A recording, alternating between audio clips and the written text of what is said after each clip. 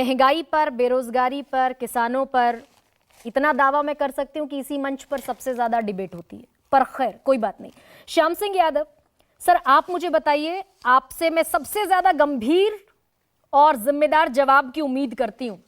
ये जो तलखी नजर आ रही है एसपी की, ये आपके मन में भी है क्या? मायावती ने कहा था किसी गठबंधन में शामिल नहीं होंगी, अकेले चुनाव लड़ूंगी 2024 का, उसमें कोई फेरबदल है? देखिए मैडम, अगर अपोजिशन पार्टियां, विरोधी पक्ष इस तानाशाही सरकार को उखाड़ फेंकना चाहती है तो बहुत ईमानदारी के साथ सबको एक साथ आना चाहिए और किसी को नज़रअंदाज नहीं करना चाहिए, क्योंकि एक राजनीति ऐसी चीज़ है जिसने गुरूर किया वो नीचे गिरा, जरूर गिरा है। और जो आज गुरूर है सत्ताधारी पार्टी का, मैं आपसे कहता हूं कि एक दिन इसको जरूर नीचे गिराएगी। जहां तक बात है कि एक मंच पर आने की, एक साथ खड़े होने की, तो जितनी अपोजिशन पार्टियां हैं सबकी जिम्मेदारी है कि सैक्रिफाइस करके, थोड़ा गिव एंड टेक करके एक साथ आने की। लेकिन उसमें भी सबसे अहम और सबसे बड़ी जिम्मेदारी, सबसे जो बड़ी पार्टी है पैन इंडिया लेवल की कांग्रेस है, उसकी जिम्मेदारी सबसे ज़्यादा बनती है। और जहां तक मुझे सूचना है वो ये काम कर भी रही है। बड़ा आशावादी स्टेटमेंट दे रहे हैं आप लोग तलखियों की बात करते हैं, तंज की बात करते हैं, ये आपस में लड़ाने की बात करते हैं। ये सब राजनीति में होता जाता है।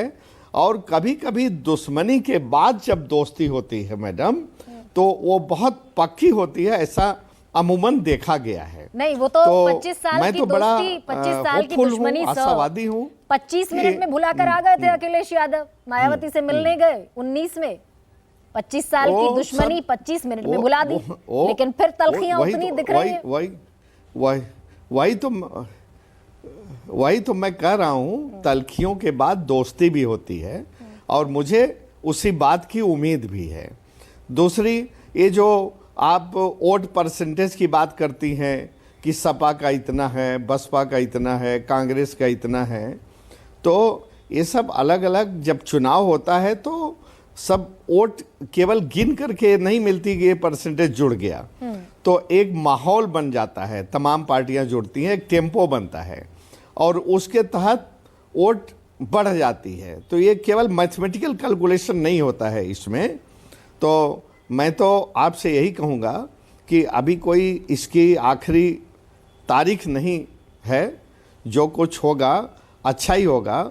हम लोग कर रहे हैं और सब मिलजुल करके आगे बढ़ेंगे, साथ बढ़ेंगे, अच्छा ही करेंगे। और आपको आगे आने वाले दिनों में शायद जिस चीज़ का कयास लगा रहे हैं आप लोग, अच्छा ही होगा। एक और चीज डिकोड कर दीजिए श्याम सिंह यादव। जब अभी हमारे पूर्व प्रवक्ता मायावती ने अभी बयान दिया, अपने ट्वीट में लिखा, समाजवादी पार्टी को नसीहत दी कि बेहतर है समाज सांप्रदायिक ताकतों से लड़े, दलित विरोधी काम ना करे। तो सांप्रदायिक ताकत कौन आपकी नजर में? किससे लड़ने की नसीहत दे रही है मायावती सपा को?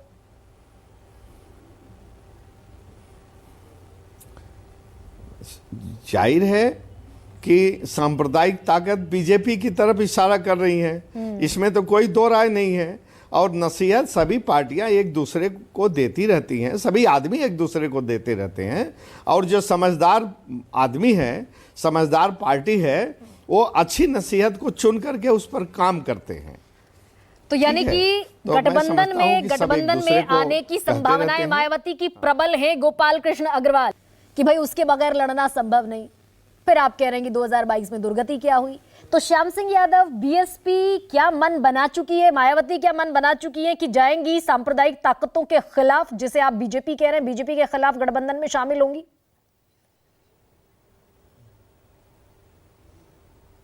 मैडम, ये तो वक्त बताएगा, आप देखेंगी। लेकिन मैं इसके पहले कहना चाहता हूँ जो हमारे वरिष्ठ पत्रकार हैं शरद प्रधान जी, वो तो जो भी कुछ कहा उन्होंने वो उनके व्यक्तिगत ख्याल हैं, सभी के व्यक्तिगत ख्याल हैं। जो भी कुछ कह रहा है वो लिखते तो बहुत अच्छा है। हिंदुस्तान टाइम्स बहुत नामी गिरामी अखबार है, उनको मैं बहुत अच्छे तरह से प्रधान जी को जानता हूँ।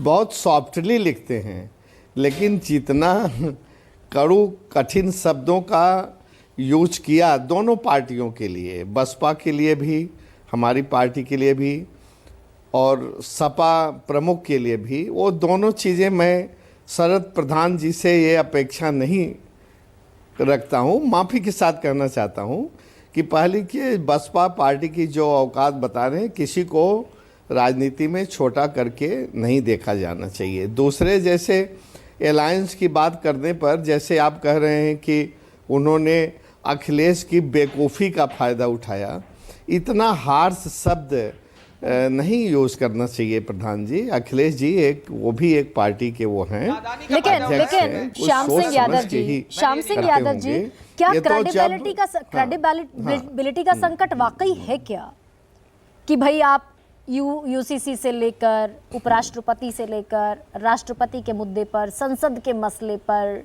दिल्ली सर्विस बिल के मसले पर आप बीजेपी के साथ जाकर खड़े हो जाते हैं, फिर आप उसी को सांप्रदायिक कहते हैं, तो ये ट्रस्ट फैक्टर गड़बड़ाता है क्या इससे?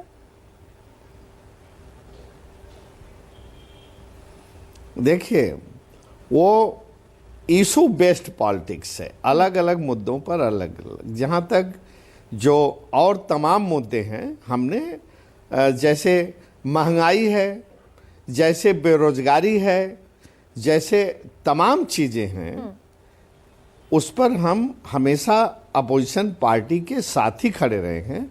हम उधर जाके नहीं खड़े हुए। कुछ मुद्दों पर हमारी पार्टी ने राय लिया, इस समझा, तो वो इशू बेस्ड मुद्दे हैं। लेकिन अगर हम अकेले लड़ती है बहुजन समाज पार्टी, जो इंडिया ब्लॉक में शामिल नहीं होती है और मुकाबला होता है त्रिकोणीय, तो किसको फायदा होगा? बीजेपी को फायदा होगा?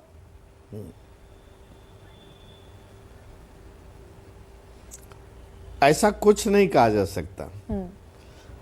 ये आप ये सोच के कह रही हैं कि अगर अकेले लड़ती हैं तो वो वोट जो है, जो हमारी पार्टी की है, वो दूसरी पार्टी काट लेगी, ये सोच के कह रही है। ऐसा कुछ नहीं कहा सकता।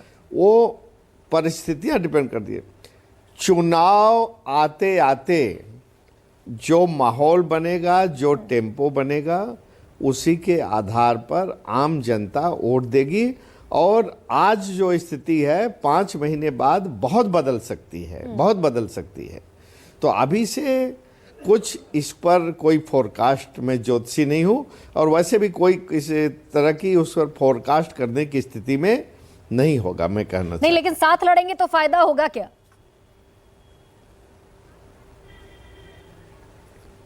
देखिए, साथ मिलकर के लड़ने में हमेशा फायदा होता